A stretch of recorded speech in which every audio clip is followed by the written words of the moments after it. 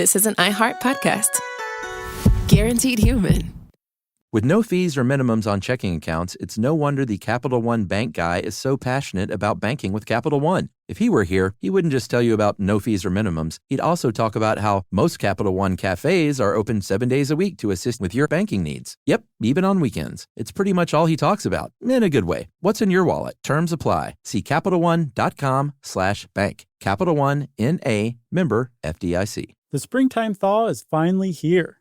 Flowers are blooming. Days are longer. We're saying yes to more plans and finally getting outside, running, walking, just moving again. It's the perfect time to upgrade your everyday go-tos with Bombas. Take Bombas sports socks. They're super comfortable and designed with sport-specific tech for running, cycling, yoga, hiking, you name it. I use them to run in, and I can tell you they work beautifully. So head over to bombas.com and use code SYSK for 20% off your first purchase. That's BOMBAS.com, code SYSK at checkout. Welcome to Stuff You Should Know from HowStuffWorks.com.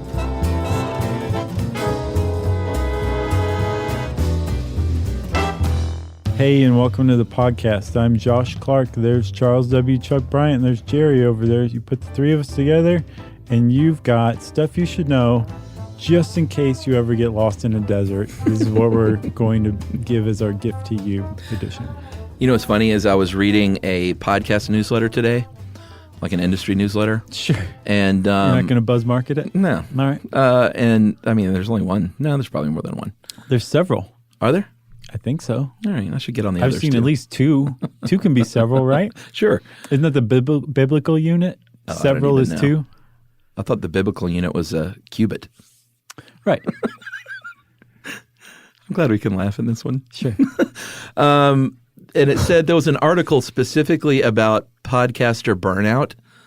And they interviewed someone that was like, you know, she started podcasting in 2017 and blah, blah, blah, and experienced burnout. And I kind of laughed. I was like, I mean, I get it. Like, people burn out in different ways, and they may have a tougher workload than us. But I just sort of snickered that after 11 or going on 11 years, Yeah. very soon, Yeah, this April, buddy. it'll be 11 years. Yep. Like, we have moments of not burnout, like we get a little warm, Kind of like, oh, this again.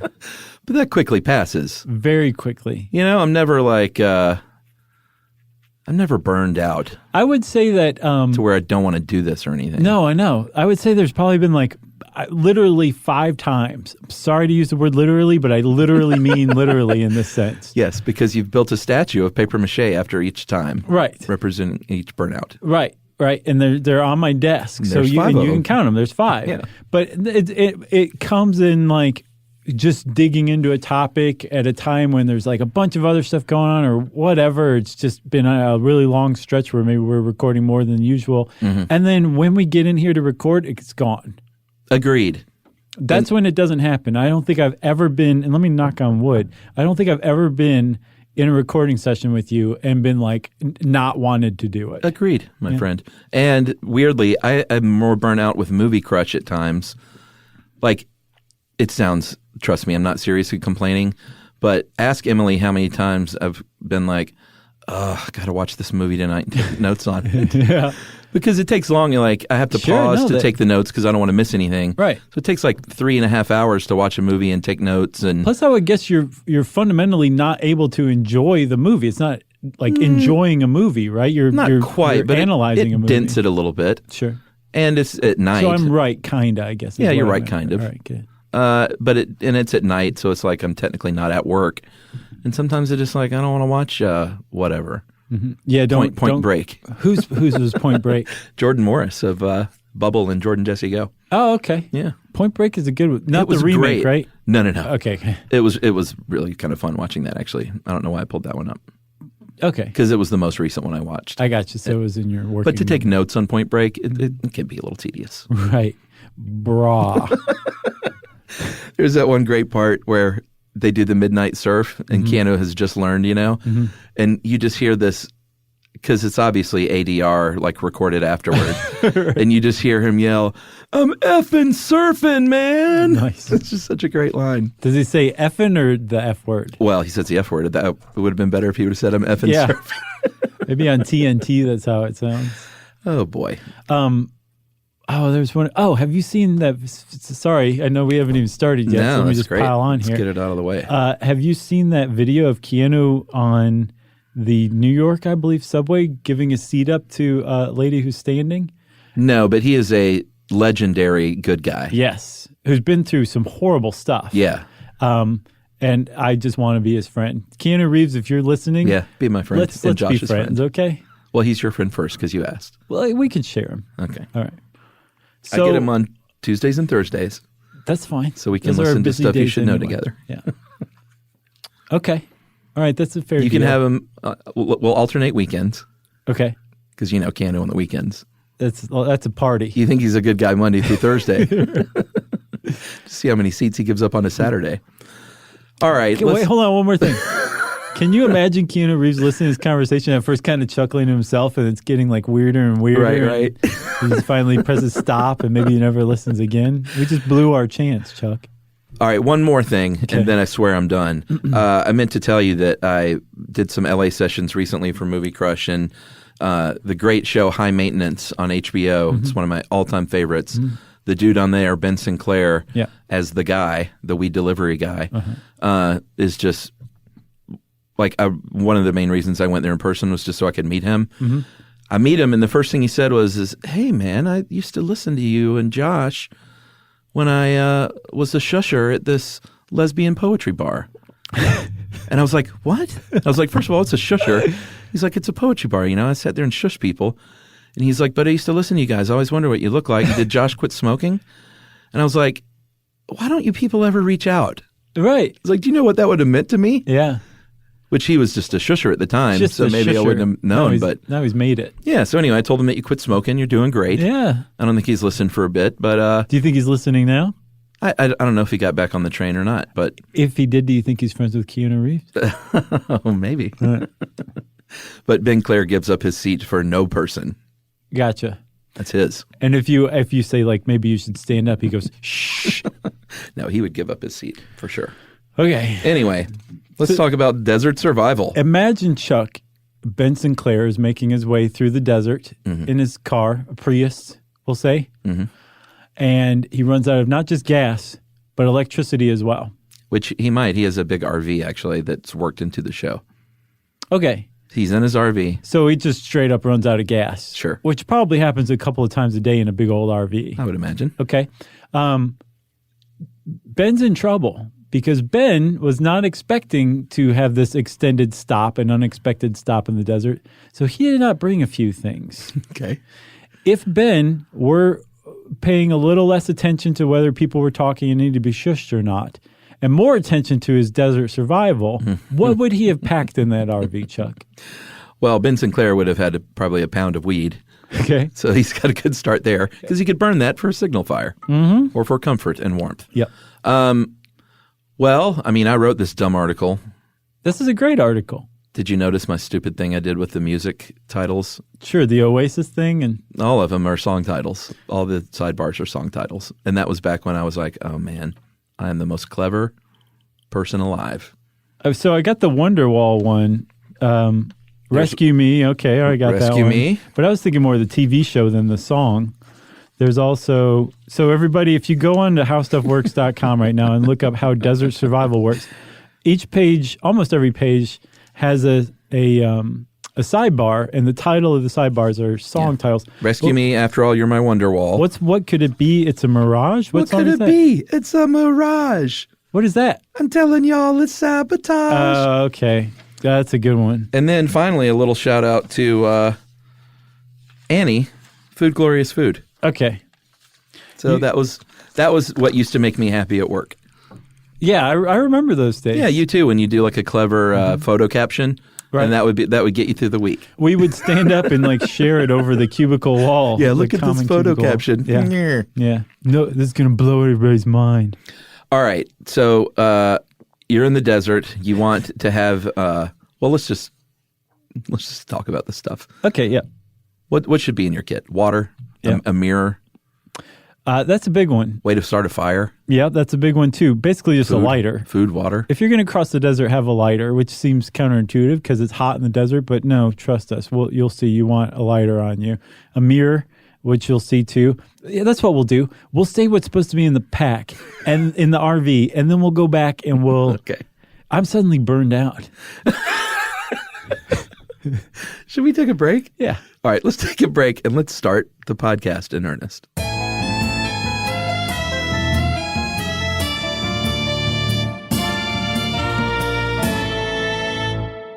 Spectrum Business keeps businesses of all sizes connected seamlessly with fast, reliable internet, advanced Wi-Fi, phone, TV, and mobile services. That's right. And Spectrum Business offers 100% U.S.-based customer support 24/7 to help you stay up and running. And they offer tailored connectivity solutions with packages built for your business budget. Yeah, so it's no wonder millions of business owners rely on Spectrum Business to keep them connected. Visit spectrum.com/business to learn more. Restrictions apply. Services not available in all areas. On eBay, every find has a story. Like if you're looking for a vintage band tee, not just a tee, the band tee from the last show your favorite band ever played. You wore it everywhere. Then your girlfriend started wearing it, which was cute, until she dumped you and took it with her, which was not so cute. Yeah, well, anyway, now you're on eBay. And there it is. Same tee from the same tour. Still living in your memory, rent-free forever. See, the things you love have a way of finding their way back to you. But eBay isn't just for getting whatever your ex-boyfriend or girlfriend stole back, right? No, it's also for that rare championship foul ball you caught, then heroically gave to the kid next to you. And where else are you going to find your first car? The one you wish you'd never sold. But now, finally get the chance to take it back home. For good this time. So shop eBay for millions of finds, each with a story. eBay. Things people love.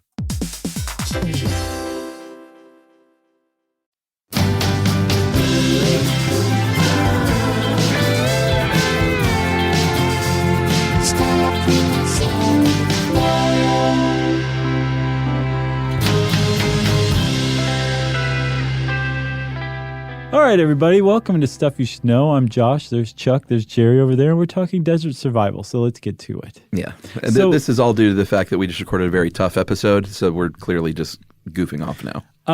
So we're talking about deserts, and we did a desert episode. Yeah. And a desertification episode, too, and I think one on the Dust Bowl. But something that all deserts have in common is not sand, is not even heat. It's a lack of water. Yes. Technically, Antarctica is the largest desert in the world. And there's lots of water, but it's all locked up as ice. There's no available water. In exactly the same way as there's basically no available water in Death Valley in California. Right. Deserts have the next thing that they have most frequently in common is, again, not sand, but exposed bedrock. Mm-hmm. All of those cool formations or whatever, that's actually the bottom of the earth you're seeing, exposed. All the soil has been dried out for so long because of lack of available. Down. Basically, it's been pantsed. It has. We got some good pants stories, by the way, coming soon. Yeah. The soil is so dry that it can't be held in place, so wind has blown it away, and so what you're seeing is the exposed bedrock. Sand only makes up something like 20% of the world's deserts. Yeah, I mean, you got pebbles. Mm-hmm. You have desert soil sometimes. Right. That bedrock you were talking about. We're going to talk about oases. Yep. So I think Antarctic survival, or even Arctic survival deserves its own episode someday. So we're just going to be talking about hot deserts. And all of that sand and exposed bedrock and pebbles bakes in the sun and shoots that heat back out, and it's just super hot. Okay? Yeah, so water is obviously the biggest problem if you get trapped in the desert on foot or in a car. And you think about I never go desert hiking. I don't need to worry about this. But have you ever been like, I'm going to take the long route through from Texas to California. Right. Because it's more scenic, and then your car breaks down, and you're in big trouble if you don't know what you're doing. That happened to a woman. I can't find her name right now, but she was a grandmother. I believe she's 72, who was driving in her Prius, and it ran out of gas and electricity on the way, I believe, to Phoenix. And she had an unexpected trip with her dog for 9 days Oh, I think in I the remember desert that. and survived. Actually. Amazing. Yeah. Did she eat her dog? No. Okay. Luckily, she did not have to eat her dog. Did she survive on the saliva of her dog? Yeah, they spit in one another's mouth. So it was kind of... But they did that anyway. It was a wash. So dehydration is obviously the first kind of physical symptom you might experience if you run out of water. Decreased frequency of urine, of course. If your urine is very smelly or very deep yellow, your mouth is going to be dry. As things increase dehydration-wise, you're going to get sunken eyes, your heartbeat's going to increase. And if you get to the stage where you literally have no urine, or if you're vomiting and have diarrhea, then you're in pretty bad shape. Yeah, so vomiting and diarrhea is like the last thing you want to do while you're dehydrated, because all it is just getting rid of any remaining hydration you have. Yeah, it's not good. That's a bad reaction to dehydration. And we'll talk about heat casualty coming up. Yeah. But I'm kind of psyched about that bit. Oh, yeah? But when we talk about water and rationing water, there's an old saying, ration sweat, not water, meaning don't like drink all your water at once, but ration your sweat. Like they say not to, if you are lost like this, like don't go hiking to find civilization during the peak of day. Yeah. You want to ration how much output and how much you're sweating. But you do have to take in that water. Yeah, so when you're in the desert, you recommend, or I should say the experts recommend, because this is obviously a very well-researched article, that somebody drink a gallon of water a day. Well, I mean, that's what they say if you've got like a, unlimited amounts of water. Right. A gallon a day. You need to ration it somewhat if you have very limited water, obviously. Sure. But what you don't want to do, which happens a lot of times, is to be found dead with water in your canteen. Yeah, which is, God, it's haunting. Sure. And like you said, I mean, you want to ration your sweat, not your water, but you do kind of want to ration your water. Like, don't want to be a little water piggy right out of the gate. But you also, you recommend via the experts that you don't just wait until you're thirsty. Right. Because you'll only get about 2/3 of the amount of water you actually need just by going by thirst. You want to actually stop and drink more water than you think you need. Yeah, and if you're hiking around, again, we talked about morning and evenings are the best time to go look for help. If you see a trail, go down that trail because you have a better chance of finding someone there. Follow the birds. Birds generally animals go toward water. Yeah, apparently if they're circling in the morning or the evening, they're probably circling around water. Try and get some groundwater going. But very wisely, you point out through the experts that if there's like a little, small mountain in between you and those birds, and a longer way around the mountain that's flat, take the longer way that's flat. Because even though you might cut off a couple of hours between you and the birds, you're going to really exert yourself going up that mountain. Yes. Whereas instead you want to take the longer but slower, less exerting path to get to that water where the birds are circling. For sure. If you're with someone, don't talk. I mean, you can talk some, but don't just chat about your day. Yeah. Try to conserve your words. Exactly. Try and breathe through your nose. What do you think about Grace Jones? If you happen to see any wet sand or standing water anywhere, then you're in luck because you can dig down in there and you will probably find more water under, this groundwater underneath it. Yeah, that's a bonanza. Oh, sure. If you find like a groundwater in the desert, you're probably going to be okay. Yeah. If you don't find any water and you run out of water, you're probably not going to be okay. No, you also want a fire, which you said isn't very intuitive, but if you've ever spent any time in the desert, the temperature swings are huge. You can get cold in the desert at night. Yeah. And then fire allows you to purify water. There's that whole safety feeling. It keeps mountain lions away. Right? Sure. I would guess just about any critters don't go near fire because they associate it with wildfires in the desert, brush fires. Rescue signal. You can do that old trick. I think we even did a show on smoke signals early on. No, I don't think so. No? No, and Oh, I I've think wanted we to. did. I keep forgetting to write. Are you sure? I'm pretty sure. It was like an early I'll have episode. to go listen to it. Yeah. Because I've wanted to do that one. It's probably not very good. But your whole point of all this is to find people and to get rescued. Yeah, you make a great point about that. Yeah. The point of being lost in the desert is to make yourself visible. Yeah, the point of not being lost, rather. Sure. Or being lost and finding rescue. The key to being found. How about that? Right. So if you are in a car, if your car's not working anymore, it's out of gas or whatever, flat tire, Yeah. blow it up. Basically. Stick a hanky in the gas tank and just blow it up. So you No, want don't to do stick that. the hanky in the gas tank. You want to fashion a bow and arrow, light the arrow, stand back, and shoot the car's gas tank. That's what you want to do. No, you want to open your hood and tie a rag to it or a bandana around your antenna or something. Anything like a typical sign of distress. Right. If Anything you have, to make it like something's up here. Sure. Yeah. Yeah, like even if the hood is fine, like you raise a hood as an indicator. Yeah, like if there's no engine trouble, Right. you can still raise the hood. It's all right. Nobody's going to like arrest you when they rescue you.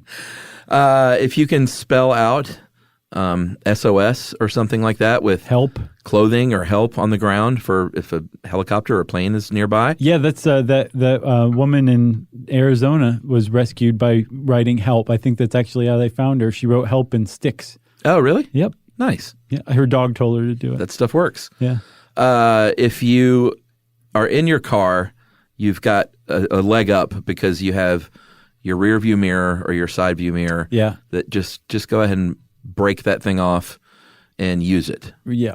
I think we said in the first few minutes that we're trying to forget about now that you want to have a mirror in your survival pack no matter wherever you're going hiking. Yeah, but a lot of people don't have survival packs in their car. Like most people, I think. I mean, I don't know that I think about it. I've got like jumper cables and some Rain-X. Does that count?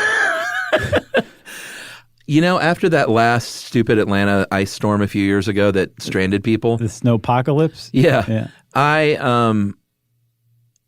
think I had something in my car after that, but I have a different car now. It wasn't much, but it was like some water and a blanket and some like granola bars. Yeah. I need to like stock up mine and Emily's car with that stuff. Yeah, for sure. You never know. I think remember when we had some tornadoes in Atlanta a few years ago? Mm-hmm. You and I were like, we really need like a crank radio and like all this stuff. We started to put it together. And then you're I'm not like, sure oh, I what it wonder is. what's on TV. Before you're watching Japanese game shows, and you'd forgotten like 8 hours go by. But a signal mirror is important. You know, you just flash that thing. It says here I was about to make fun of it, but I realized I wrote it.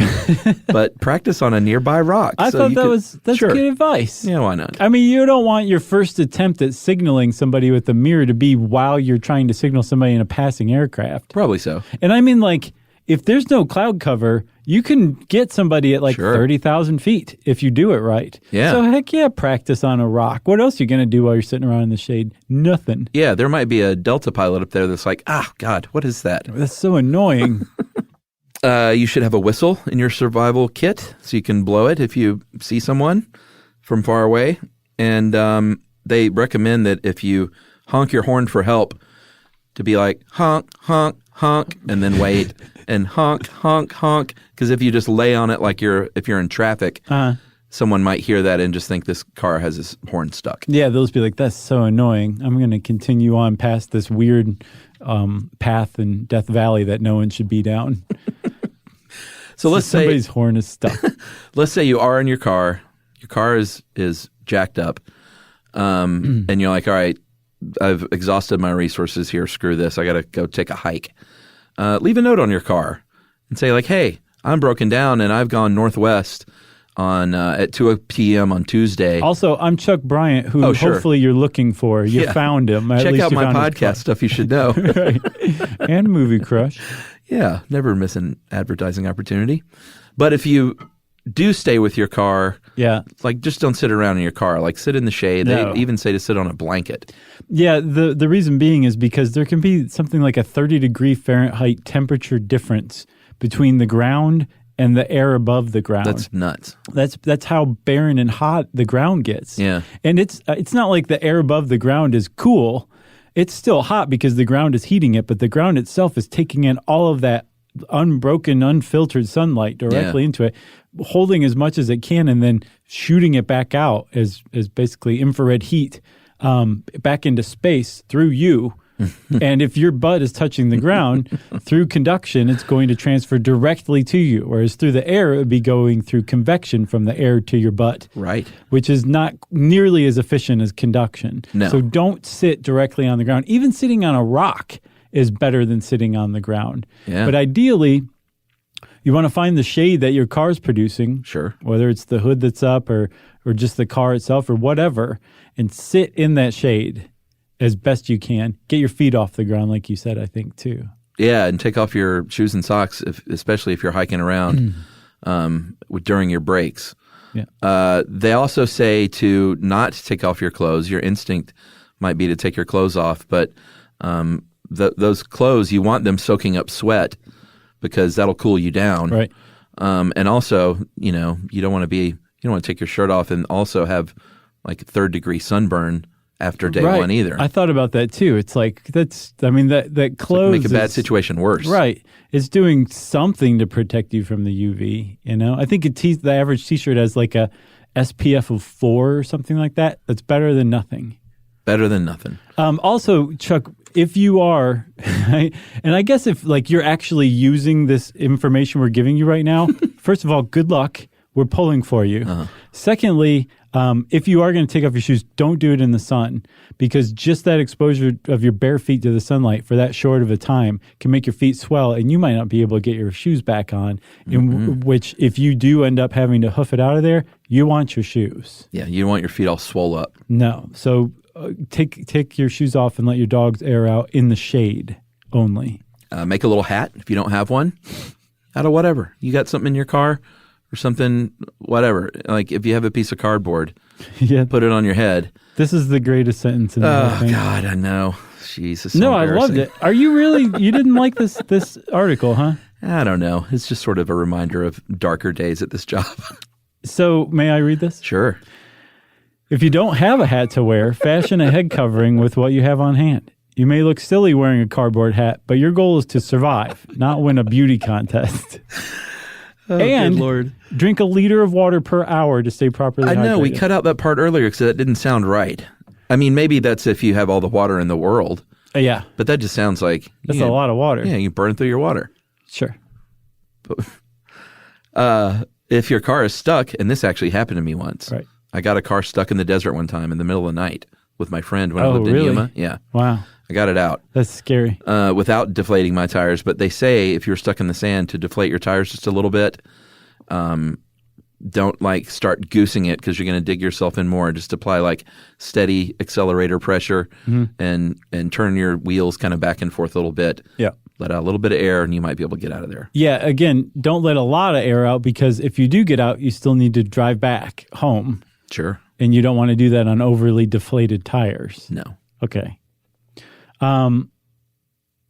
So if you're going to, should we take a break now, you think?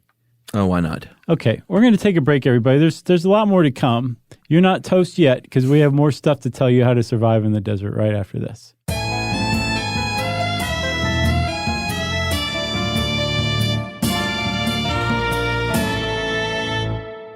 Spectrum Business keeps businesses of all sizes connected seamlessly with fast, reliable internet, advanced Wi-Fi, phone, TV, and mobile services. That's right. And Spectrum Business offers 100% U.S.-based customer support 24/7 to help you stay up and running. And they offer tailored connectivity solutions with packages built for your business budget. Yeah, so it's no wonder millions of business owners rely on Spectrum Business to keep them connected.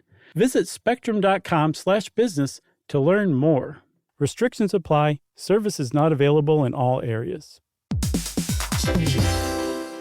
On eBay, every find has a story. Like if you're looking for a vintage band tee, not just a tee, the band tee from the last show your favorite band ever played. You wore it everywhere. Then your girlfriend started wearing it, which was cute, until she dumped you and took it with her, which was not so cute. Yeah, well, anyway, now you're on eBay. And there it is. Same tee from the same tour. Still living in your memory, rent-free forever. See, the things you love have a way of finding their way back to you. But eBay isn't just for getting whatever your ex-boyfriend or girlfriend stole back, right? No, it's also for that rare championship foul ball you caught, then heroically gave to the kid next to you. And where else are you going to find your first car? The one you wish you'd never sold. But now, finally get the chance to take it back home. For good this time. So shop eBay for millions of finds, each with a story. eBay.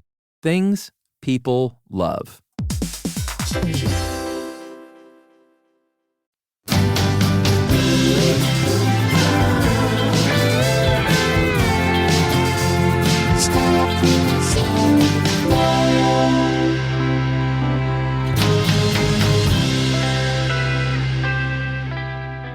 I really do love that sentence. That was a great sentence.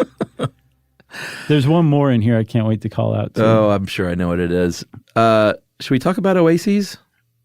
Sure.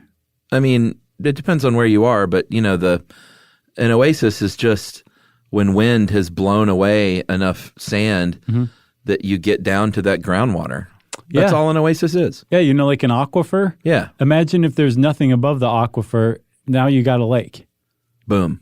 That's an oasis. Yeah, but they can be big enough and exposed enough that you can have this like lush oasis in the middle of the desert. There's really no better word for it. Yeah, and if you're in the Sahara Desert, like the communities form around these oases.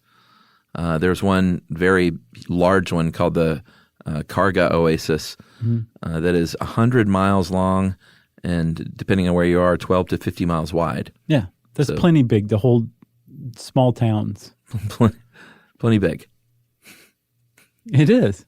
It is. I'm just laughing at this article. I can't believe I wrote this thing. I value this article. I think it was great, well written, well researched, approachable. This is when I was assigned, your survival guy. You were, and I wrote a lot of these. Right. We've covered a few of them on the show, but I there's still plenty left. I thought those days were over. Nope. If you are hiking, the first thing they say is to walk slowly. You may, your instinct may be to get out of there fast and find help fast. Very good advice. But that's no good. No. Not only do you want to remind yourself to slow down, because that's what it takes. You're not going to just walk slowly automatically. You're going to be freaked out. Yeah. So you have to stay calm and say, I've got to walk slow, and just take breaks about 10 minutes out of every hour, I think. Yeah. But if you're with a group, you want to walk. You want to set your pace by the slowest and least fit person in the group. Yeah. Just everybody walk that slow. That person will help pace everybody else. And it will keep that person from just dying trying to keep up. Like literally dying trying to keep up. I mean, everyone else has to be like, geez, Big Larry in the back is really holding us back. Yeah. But Big Larry is probably walking at the right speed. Right. Which is slow. At least for you. He's walking slow enough for you to slow you down. That's right. That's not a T-shirt, but it's still true. Should we get to your favorite part of this, which is heat casualty? Yes. I know you got some science on this, right? Yes. Well, the three major categories are heat cramps, heat exhaustion, and then heat stroke in that order. Yeah. And heat cramps are, you can get those on a hot afternoon if you're out playing Frisbee. You can. And all of it comes down to, it's just basically an escalating imbalance between water and salt loss. So like the electrical conduction in your muscles and all that from your heart to your legs is out of whack because you have lost a lot of water and you still have a higher salt concentration, or else you've lost a lot of salt and there's still enough water that you're just not, your muscles aren't working quite right, so they can cramp, right? Yeah. If that happens, you say drink like a Powerade if you got it. What are you sitting there holding on to it in the first place for? Yeah, if you're lost in the desert with a Powerade, just you're go a ahead dummy. And fire it down. It's like, I don't like blue. I only like purple. That's true. So that's step one. If you have a Powerade, if not, if you have some water, drink the water. The cramps are going to go away. You can overcome heat cramps pretty easily, it sounds like. But you want to stop, rest, get in some shade, stop moving, and attend to the heat cramps for sure. Yeah, that may lead to heat exhaustion if you don't have water. And this, like you said, is just an escalation of that imbalance. Yeah. You may be irritable or feel weak or have a headache. Or if you're vomiting and have nausea or clammy skin, then that's like heat exhaustion is seriously setting in. It is. And so, again, like salt and electrolytes are really important. to the electrical conduction in your body, and your body moves through electrical conduction. It's a big component. So if that's off, your body's off. Yeah. But then if you're really in trouble, you enter into heat stroke. And this is the point where your body's system at getting rid of heat has been overwhelmed by the heat it's taking on. Yeah. And you're in big trouble when that happens, basically. On a cellular level, your body is failing systemically. Yeah. Because proteins aren't folding correctly, and proteins do just about everything there is to do in a cell. They're starting to clump up and get weird, and then cells are suddenly dying. Yeah.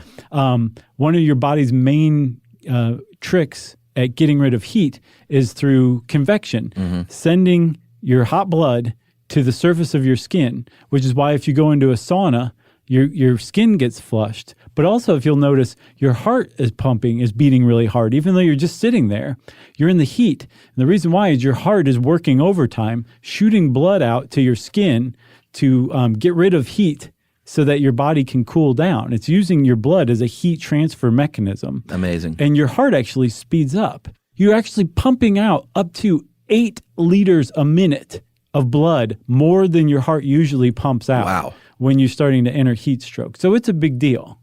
Yeah, I would imagine that would put you in danger of cardiac arrest. Yes, I think that's one of the results of that whole thing. Of severe heat stroke? Yep. So bad headaches, very dizzy, nausea, vomiting. Your muscles might be spasming. That heart rate, like you were talking about, is way high. And you may be full-on hallucinating at this point, or you may fall unconscious. Like heat stroke is no joke. So you got to find shade fast, which is, that's the biggest part of, or biggest challenge in desert survival is finding shade. Yeah. There's just nowhere. Yeah. But so a big rock can be your shade. Exactly. Like whatever. Yeah. It doesn't matter. Just find shade, because the difference between shade and sunlight in the desert is substantial. Yeah. And if you have any water, like now is the time. Yeah. This is when you're found dead with your canteen half full of water. Yeah. Because you're like, no, I still am a day away from finding help. Right. You have no idea how far you are. Yeah, this is go time to save your life. Plus, also, if you have any cool compresses, put them in your armpits, put them in your groin. Yeah. Do whatever you can to cool yourself down. If you have any cold compresses left over from the party around the campfire the night before, apparently. Yeah, you're like, if I could only cool down. Oh, wait a minute. I have a frozen compress Right. I can put in my crotch. There are all kinds of animals in the desert that can be dangerous, whether it's spiders. Tarantulas are scary looking, but they're probably not going to kill you. Yeah. They don't really care about you. They don't want to bite you. And even if they do bite you, it's like, you stupid tarantula. Yeah, none of these things want to find you. Like, you will find these brown recluses and black widows under rocks or under brush or something like that. Yeah. So don't go reaching in there. Don't go reaching in some hole like Timothy Dalton and Flash Gordon. What hole did he reach into? You saw Flash Gordon, right? No. The old one? No. Ooh, you'd probably enjoy that. I didn't realize that was Timothy Dalton in there. I thought it was a blonde guy. Well, he played Flash Gordon, but Timothy Dalton played the bad guy. One of the bad guys. I gotcha. But there was a challenge where they had to stick their hand in this big hole, and there was a stinging creature inside this blob. It sounds like that Joe Rogan show. What was that called? You mean the Joe Rogan podcast? No. The Fear Factor. Yeah, I remember Fear Factor. Yeah. I used to like that show. That was a good show. I could never have done that show, though, because of the stuff you eat. Yeah, there was some gross stuff. That's where I was like, I can do all that stuff, but I can't eat that. I can't eat gross things. You could have done everything else, though? Well, to a certain degree, sure. Not I. But, yeah, there's no way I could eat those nasty things. Yeah. You'd probably have an easier time with that than me. I don't know, man. I think that would be pretty disgusting. On top of that, though, like doing things like sticking my hand in something or having like a box full of like spiders put over my head or scorpions or whatever. I could do that. No, I would not. I'd be like, for what? To be on TV? Well, exactly. It's all right. Being on TV isn't so great, everybody. No, it's not all it's cracked up to be. It's certainly not worth a box of scorpions on your head. Speaking of scorpions, there are 30 different types, more than 30 different types of scorpions in just Arizona. So, and they're all over the place. They're in Georgia. Yeah. And out in the mountains and the woods of Georgia. Yeah, very few of them are poisonous. No, not very many at all. I think a couple of them can actually kill a person with their venom. by stinging you with that tail. They'll still hurt you, though. Just don't go near the scorpions. Yeah, I mean, you can get sick from any of these things. Like a black widow is probably not going to kill you either. No, but if you're already like in danger of something like Right. heat stroke, Exactly. a black widow bite is not going to help. No. And it's going to be exacerbated tremendously. No, but if you do get stung or bitten by something like that, and if you don't have that cool compress in your crotch, use that cool compress around the biter's sting. Yeah. Elevate it. Yeah. That's a big one. Sure. You also want to put kind of a loose tourniquet around it. You want to be able to fit one finger in the tourniquet. So tight-ish, I guess, is the way to put it. Yeah, and again, get in the shade, wash it off with some soap and water if you have it, and then just dump that water all over the ground. This is used up. And then we have snakes. Rattlesnakes and coral snakes are going to be your biggest danger. Okay. And remember, coral snakes are red, yellow, and black. And there's a very helpful saying, red touches yellow, it can harm a fellow. Red touches black, make it a snack. No, red touches black, it's okay for Jack. And this raises my second favorite sentence. Oh, I know. Just remember, you're Jack in this scenario. It's okay for Jack. Necktie nail. And then finally, I think we sound drunk. Right. We're not. I Finally, did have a kombucha earlier.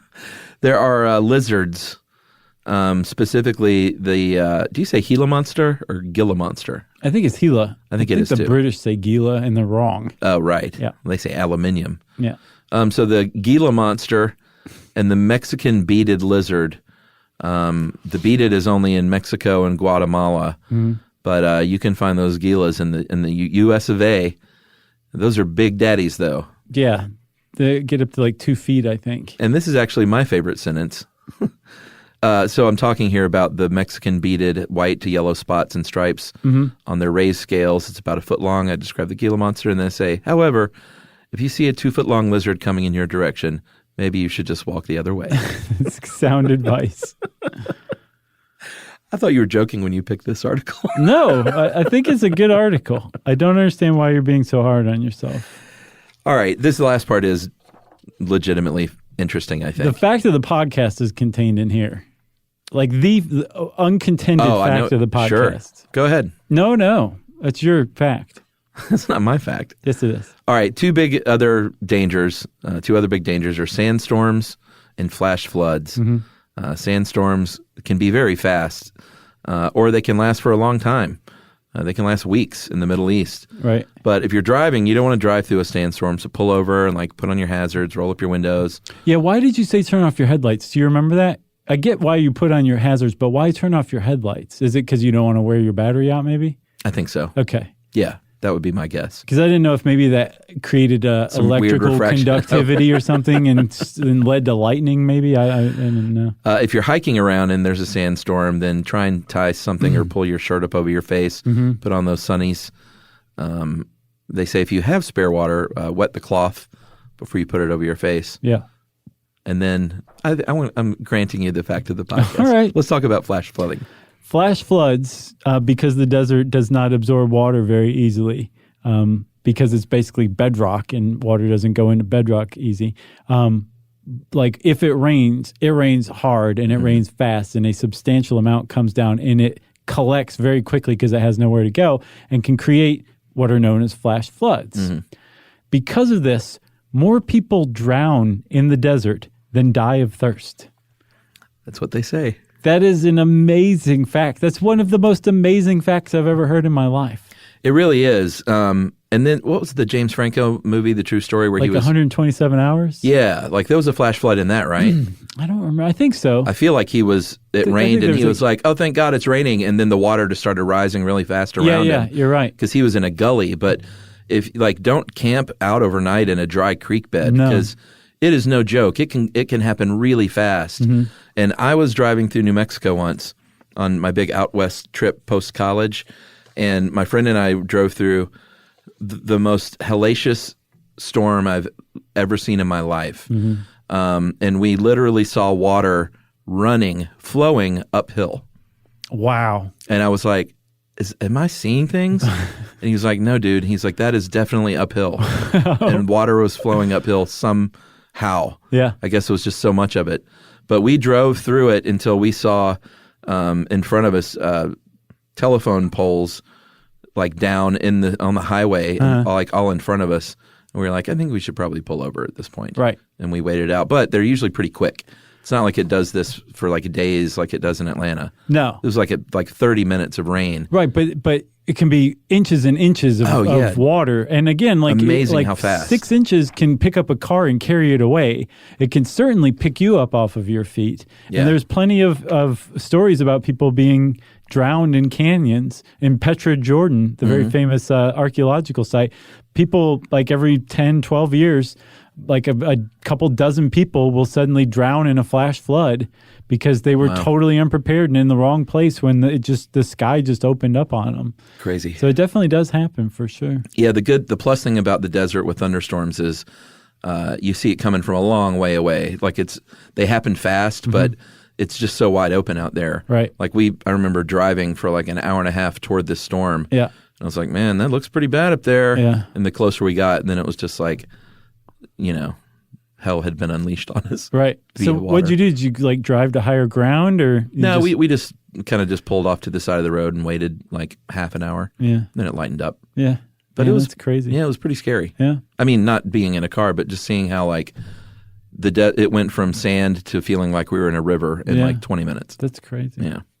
Glad you made it, Chuck. Yeah, I'm all right. You survived to write this article. That's right. Which was a good article. If you want to see this article yourself in person, go to howstuffworks.com and type in Desert Survival by one Chuck Bryant, and you will agree with me it's a good article. And since I said that, it's time for listener mail. Hey guys, listened to Central Park episode and really enjoyed it. The content was spot on as always, but Josh made a comment about the podcast being too conversational. I think this was a really appropriate listener mail, Chuck. How funny is that? I think the conversational aspect is one of the most special things about it, guys. The banter between you two makes me pause for thought and oftentimes laugh. As an educational podcast, I think having dialogue and debate about these subjects is important. In my own household, Stuff You Should Know is a very important part of our lives. I introduced it to my boyfriend almost 3 years ago, and it's taken a special place in our relationship. For 2 years, we were long distance, myself in Canada and him in Sweden. Wow. And we would download episodes when traveling.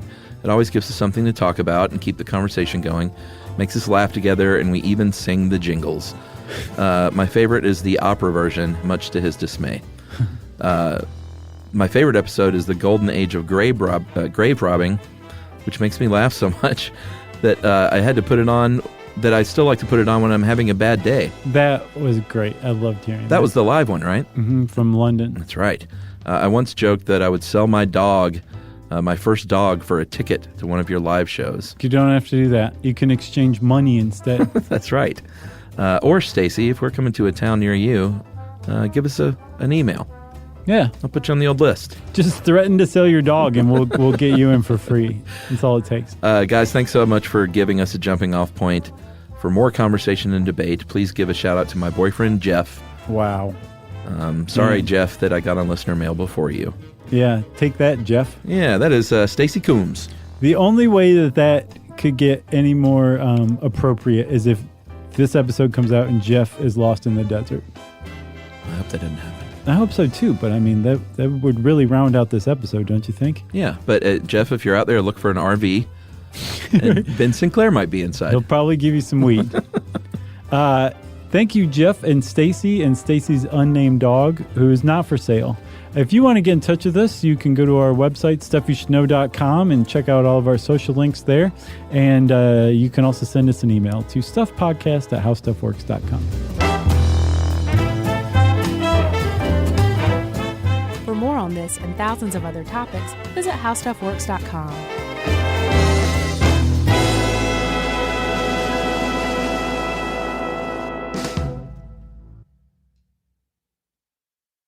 Geico presents a 30-second podcast between your podcast. Today's story is shared by one of our listeners. It's called Betrayed by Bill.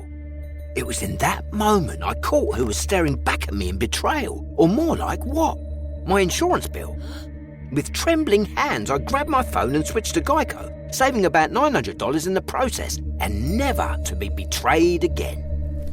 Now that was bloody riveting. It feels good when the story ends with savings. It feels good to Geico. You know, you could be adored by everyone and still completely ignored by your cat. Trust me, I know. But if you feed your cat Sheba, you can go from being ignored to truly adored in 12 days, guaranteed, or your money back. Sheba has a full menu of products, appetizers, entrees, treats, even a kitten's menu. It's so cute. So Sheba has a product for even the pickiest eater. Like Sheba Puree, it's made with bone broth, their chef-inspired flavors. It's got a smooth and creamy texture that cats love and contains no corn, wheat, soy, or artificial flavors. It's food that your cat's gonna love. To learn more, check out Sheba.com. That's SHEBA.com. This is an iHeart podcast. Guaranteed human.